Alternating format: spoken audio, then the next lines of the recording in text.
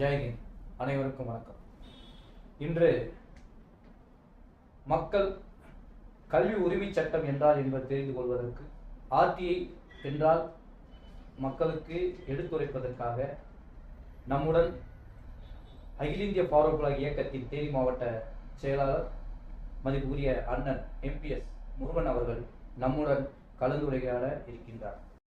அண்ணே, இன்னைக்கு இந்த கல்வி உரிமை சட்டத்தில் இந்த ஏழை மாணவர்களுக்கு இதில் என்ன பயன்பாடு இருக்குது, இதனால் அரசு இந்த குழந்தைகளுக்கு எந்த வகையில் உதவி செய்யுது, இதில் ஒரு மக்கள் சந்திக்கிற இடர்பாடு என்ன, குறைபாடு என்னன்னு கொஞ்சம் விளக்கமாக சொன்னீங்கன்னா எங்களுக்கு இது இந்த பயன்பெறும் ஏழை மாணவர்கள் பயன்பெறும் ஒரு வகையாக இருக்கும்.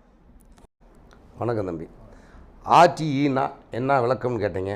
அதனுடைய விளக்கம் என்னன்னு கேட்டிங்கன்னா, கல்வி உரிமை சட்டம் என்பது 2009 இந்த அரசாங்கம் ஏழை எளிய மாணவர்கள் ஆங்கில வழி கல்வி பயில வேண்டும் என்பதற்காக சட்டத்தை கொண்டு வந்தாங்க. அதை எப்படின்னு சொன்னோன்னா, எல்கேஜிலிருந்து 8வது வரைக்கும் அனைத்து மாணவர்களும் ஆங்கில வழி கல்வி பயில வேண்டும் என்பதற்காக சட்டத்தை கொண்டு வந்தாங்க. அது எப்படின்னு கேட்டிங்கன்னா, ஒவ்வொரு ஸ்கூல்லையும் ஸ்ட்ரென்த்தை பொறுத்து 25% இலவசமாக, மன்னிக்கணும், இலவசம் சொன்னால் இலவசமாக படிக்க வைக்கல. கவர்மெண்ட் அந்த ஆளுகின்ற எந்த கவர்மெண்ட்டாக இருக்கோ அந்த கவர்மெண்ட் இந்த பிள்ளைகளை படிக்க வேண்டிய செலவை இந்த கல்விக்கு கொடுத்துட்றாங்க. அந்த எல்கேஜிலேருந்து 8வது வரைக்கும் படிக்கக்கூடிய அந்த ஏழை எளிய மாணவர்களுக்கு இலவசமாக படிக்கணும்னு சொல்லி தான் இந்த ஆர்டி சட்டம் சொல்லுது. நீங்கள் சொல்கிற மாதிரி பார்த்தா 25% இந்த மாணவர் படிக்கக்கூடிய அரசாங்கம் ஒதுக்கீடுன்னு சொல்கிறீங்க.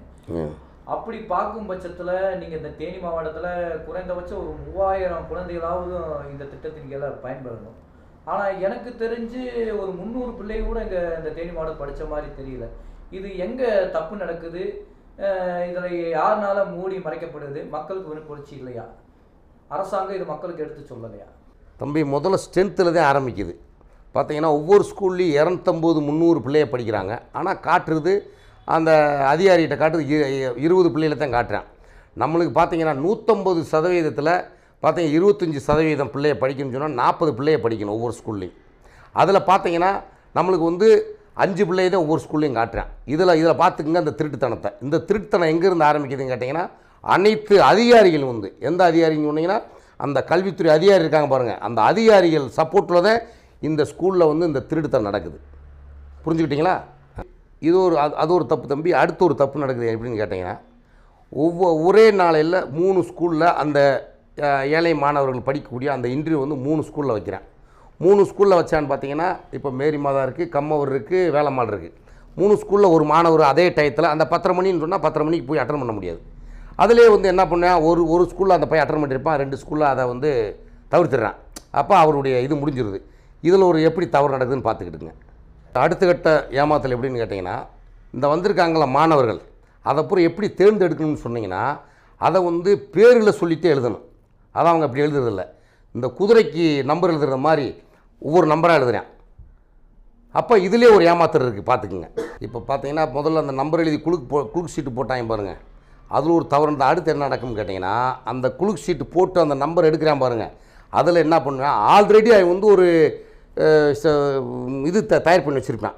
அவனுக்கு தேவைப்பட்ட ஆளுகளை பூராமே தயார் பண்ணி இவங்களை சேர்த்துக்கலாம்னு சொல்லி வச்சுருப்பேன். அப்படி வச்சுட்டு என்ன பண்ணுவேன், அப்படியே மக்களை பூரா பார்த்துட்டு அவங்க இருக்கிற இப்போ உங்கள் பேர் வரல எல்லோரும் வெளியே போங்க, அவ்வளோதான், இந்த பேர் இருக்குதுன்னு சொல்லுவேன். அதை மக்கள் விழிப்புணர்வு என்ன நினைக்கணுமா, அங்கே போயிருக்க மக்கள் என்ன பார்க்கணும்னு சொன்னால், என் பிள்ளை பேரை நீ எழுதி போட்டானான்னு முதல்ல நீங்கள் அவன்கிட்ட கேட்கணும். அடுத்து என்னான்னு கேட்டிங்கன்னா, அந்த செலக்ட் ஆன பிள்ளைய உடனே வெளியே போர்டில் பேரை எழுதி போட சொல்லணும். அப்படி நீங்கள் விழிப்புணர்வாக நீங்கள் அவங்ககிட்ட கேட்டால்தான் நம்மளுக்கு கிடைக்க வேண்டிய உரிமை கிடைக்கும். அதை விட்டுட்டு சரிங்கன்னு வெளியே வந்துட்டோம்னா அந்த உரிமை கிடைக்காது. அதுக்கு நீங்கள் தேவைப்பட்டால் எங்களை கூப்பிட்டீங்கன்னா அகில இந்திய ஃபார்ப்பில் உங்களுக்கு எப்போயுமே துணையாக இருக்கும். இந்த மாதிரி தவறு நடக்கிற இடத்துல நாங்கள் முட்டி நிற்பதற்கு நாங்கள் தயாராக இருக்கிறோம். அண்ணே, நீங்கள் சொல்கிறத பார்த்தா இதுக்குள்ளே ஏகப்பட்ட பிரச்சனைகள் இருக்க மாதிரி தெரியுது. இந்த குழப்பங்களுக்கு என்ன தீர்வு இருக்குது? இந்த குழப்பத்தில் இந்த கல்வியை எப்படி ஏழை குழந்தைகள் கொண்டு போய் சேர்க்க போகுது? வெரி குட் தம்பி. இதை எப்படி கொண்டு போய் சேர்க்கணும்னு சொன்னால் நல்லா கவனிக்கணும் நீங்கள். இப்போ காலேஜ் படிக்கிற பையங்களுக்கெல்லாம் திறந்த வெளியில் போய் கவுன்சிலிங் சொல்லி அவங்கள ஒரு கவுன்சிலிங் போடுறாங்க. கவுன்சிலிங் போட்டு பையங்களை தேர்ந்தெடுக்கிறாங்க. அதே மாதிரி இந்த எல்கேஜிலேருந்து 8வது வரைக்கும் படிக்கக்கூடிய இந்த ஆரம்ப கல்வி என்பது ஏழை குழந்தைகளுக்கு அனைவருக்கும் முக்கியம், நல்லா தெரிஞ்சுக்கணும். அந்த கல்வியை கொண்டு சேர்க்கணும்னு சொன்னோம்னா இந்த மாதிரி நிறையா குளறுபடி இருக்குது.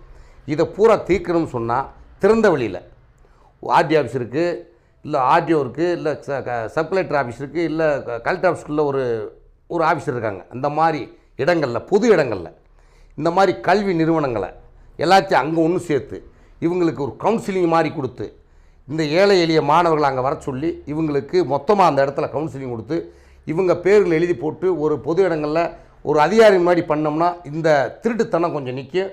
ஏழை எளிய மாணவர்களுக்கு நல்ல தடையில்லாமல் அவங்களுக்கு கல்வி போய் சேரும். தம்பி அண்ணே, இன்ன வரைக்கும் இந்த கல்வி உரிமை சட்டம்லாம் என்ன, மாணவர்களுக்கு இதனால் என்ன பயன் என்று தெளிவாக எடுத்துரைத்தீங்க. அது மக்களுக்கு கொஞ்சம் ஓரளவுக்கு புரிஞ்சிருக்கும், இந்த பேட்டி மூலமாக புரிஞ்சிருப்பாங்க. ஆனால் நீங்கள் சொல்வதெல்லாம் சாத்தியமாகுமா? தம்பி, கல்வி உரிமை சட்டம் என்பது ஏழை மாணவர்களுக்கு ரொம்ப முக்கியம், நல்லா தெரிஞ்சுக்கிறணும். அந்த உரிமையில் எத்தனை தடைகள் வந்தாலும் அந்த தடைகளை நாங்கள் முன்னின்று அந்த தடைகளை தகர்த்தெறிந்து ஏழை மாணவர்களுக்கு இந்த கல்வி உரிமை சட்டம் சேருவதற்கு நாங்கள் துணையாக இருப்போம். எத்தனை தடைகள் வந்தாலும், எத்தனை அதிகாரிகள் இந்த விஷயத்துக்கு தடையாக வந்தாலும் அதை தகர்த்தெறிவதற்கு அகில இந்திய ஃபார்முலா துணையாக இருக்கும். ஜெய்ஹிந்த்.